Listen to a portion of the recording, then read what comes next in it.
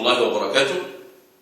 دكتور خالد الشناوي شاعر السكوت ممنوع بالمصري اليوم سابقا قبل أن يتم تسييس هذا الباب، وصاحب ديوانين اللي كنت رئيس عصابة وديوان ضد الحكومة بمكتبات دار نشر جزيرة الورد، وإن شاء الله بجهز لديواني الثالث امسك فلول والرابع ضد السيسي. حلقة اليوم بعنوان تقاطيق ضد السيسي.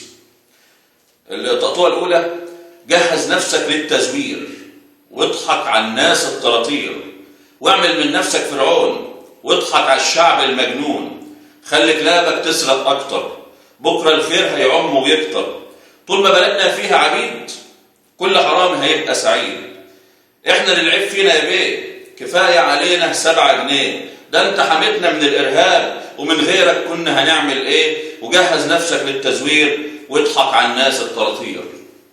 التقطيع الثانية: فوضناك علشان تقتل واللي معاك، فوضناك علشان تسرق واللي معاك، فوضناك ومفيش تغيير، اكتر ما فينا تلقى حمير، يلا اقتلك كام مليون كفاية عليك الهام وسمير.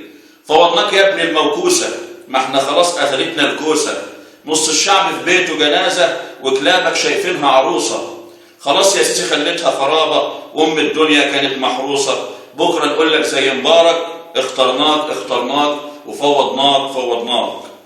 التقطيع الثالثة: طبل للحرامية، غني للفنكوش، شيخ منصر سيسي جوه عينيا والشرف ده ما بحبوش، فيها ايه لما نكون اسيادكم ونضربكم كمان بالبرطوش، ربك خلق الناس درجات ونصيب لو حتى ما عشتوش، روحوا خلوا الثورة تنفعكم، ده احنا شياطين وولاد احبوش.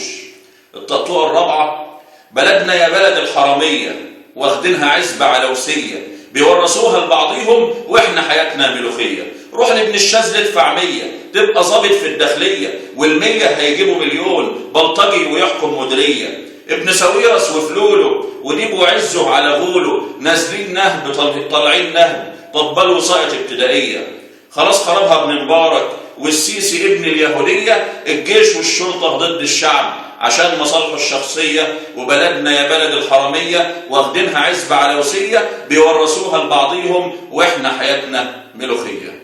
والسلام عليكم ورحمة الله وبركاته.